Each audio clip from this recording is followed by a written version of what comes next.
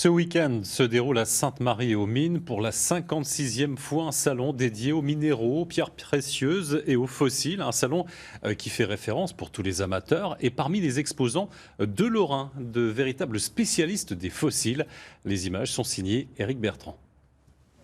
Voici Jean-Philippe et François-Xavier, deux frères. L'un est géologue, l'autre est préparateur de fossiles. Ce matin-là, quelque part sur les berges de la Meurthe, nos deux experts partent en chasse. Et ils ont l'œil. En seulement quelques minutes d'exploration, ils mettent la main sur une première découverte. Voilà, on voit déjà là, il y a une empreinte d'ammonite en surface du bloc. Donc ça, c'est un bon bloc, il faut le casser. Ici, là, il y a trace. Ici, orangé d'une deuxième. Donc là, en surface du bloc, elles sont très altérées, mais si on casse le bloc, on peut en trouver des belles à l'intérieur. Attends, je pense qu'il faut déjà le sortir et le tuer. Parce que dans le sable, là, il va mal casser. Ah bah tiens, regarde. Voilà. Et voilà les ammonites à l'intérieur. Deux ammonites datant du Jurassique inférieur. Il y a 180 millions d'années, à l'époque où la Lorraine était recouverte d'une mer profonde. Il est joli ce bloc, on va l'emballer sur le cellophane.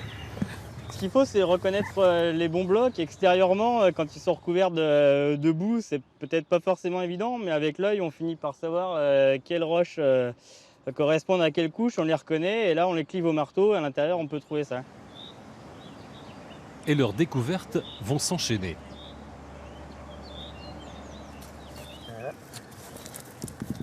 Elles sont une belle couleur. Voilà, c'est bon, ça c'est parfait, belle couleur et tout. Il n'y a pas besoin de les casser plus sur le terrain. On va le ramener à l'atelier comme ça, je pense. Hein. Tu veux le réduire encore? Je prends des risques. Des fossiles à l'état brut qu'ils collectent au fil de leur balade, mais qui doivent être préparés pour être mis en vente. C'est la mission de François-Xavier. Un long travail minutieux et de patience qu'il réalise à l'aide d'un percuteur pneumatique qui fragmente la roche. Le but donc c'est de mettre en valeur le fossile, qui est au départ brut, emprisonné dans la roche calcaire. Et le but c'est de le rendre esthétique, d'essayer de le ramener à la vie, quoi.